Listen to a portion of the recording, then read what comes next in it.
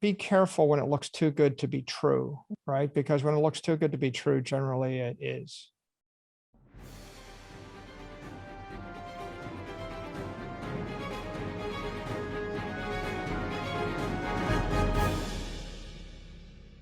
Welcome to the Daily Crypto.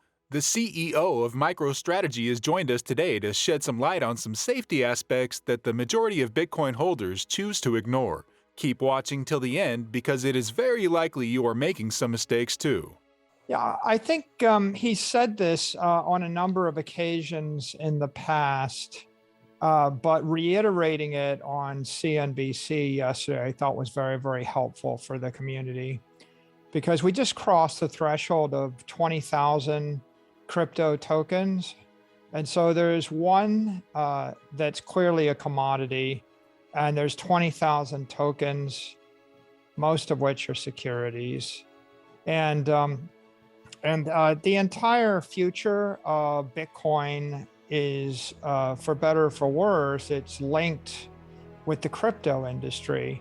So the sooner that rationale and order comes to the crypto economy and the crypto industry, then the better it's going to be for Bitcoin, and the sooner that Bitcoin will emerge as a mature institutional treasury reserve asset. Michael is referring to the tweet posted by Gary Gensler, the head of the SEC, in which he said, "Almost every cryptocurrency except Bitcoin is a security." This is something Michael has been saying for years, and now we can see it too. There is a big difference between securities and commodities, which is why they will be subject to different regulations. Well, I think Bitcoiners forever have been saying, not your keys, not your coin. And they say, get your Bitcoin off the exchanges. So, I mean, the essential thing that you want to do after you acquire Bitcoin is to store it in a safe place.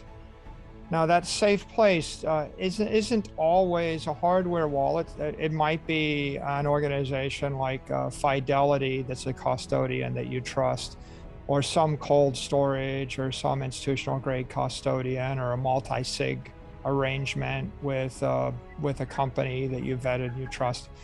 But leaving Bitcoin on an exchange has always been risky since Mt. Gox, so we all learned that. Michael Saylor advises investors to move their Bitcoin to a safe place, out of an exchange, because as the saying goes, not your keys, not your crypto. When we leave our crypto on an exchange, we don't have 100% ownership of it. So you're actually taking two layers of counterparty risk to do business with an immature bank. It always looks good going in. They pay you a higher interest rate or they give you a cheaper loan. But the counterparty risk, when you calculate it, offsets the benefit. That's why we've never done those things. That's why we never generated yield on Bitcoin. And that's why we didn't choose to take on those kind of loans. I think this is a painful lesson for the industry, but it's not a surprise. I think for the business to grow up, we need more mature, better capitalized institutions, publicly traded companies, public banks, FDIC insured banks, licensed, registered entities. And of course, when you're doing business, what you want to do is always be careful when it looks too good to be true, right? Because when it looks too good to be true, generally it is. He says MicroStrategy has never staked their Bitcoin to earn yield because then they would be taking a massive risk with the involvement of a third party. If that service provider fails or collapses, then they could lose out on their entire crypto. Finding this video useful? Drop a like and subscribe to our channel to show your support.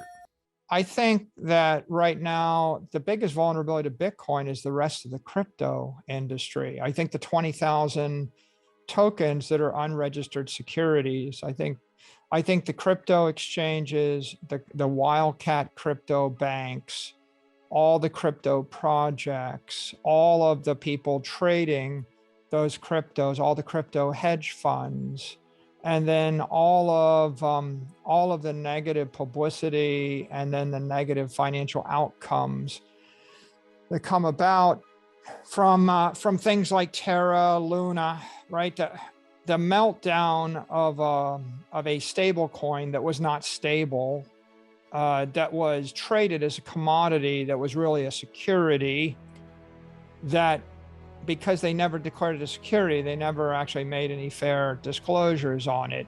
So you had an under collateralized asset, $50 billion worth of something, trading with $1 billion or $2 billion of equity, right? 50x levered without disclosure, with a lot of DeFi exchanges and other crypto exchanges allowing those tokens to trade and marketing them with leverage.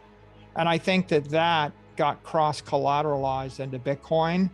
And so the volatility of Bitcoin on the upside and the downside, and then the negative publicity and the fear that a conventional investor, an institutional investor would have to buy Bitcoin is in large part due to the Wild West and the wildcatters in the crypto ecosystem. And the sooner that we clear out that leverage, and the sooner that the world starts to distinguish between crypto tokens that are securities and then Bitcoin, which is a commodity, then the sooner the industry grows up and the asset class grows up. According to Michael Saylor, the biggest threat to Bitcoin at the moment are the 20,000 cryptocurrencies that are unregulated securities. When companies like Terra and Celsius collapse, the entire market sentiment is affected, which ultimately has a negative impact on Bitcoin too.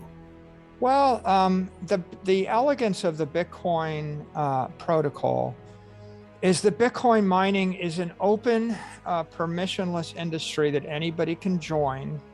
And every 2 weeks, the difficulty of mining increases or decreases based upon the market dynamic.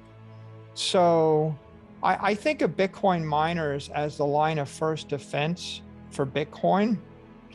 When things go badly, either when poor decisions are made, or when acts of God take place, or acts of government or nation states, the miners suffer so that the Bitcoin holders don't.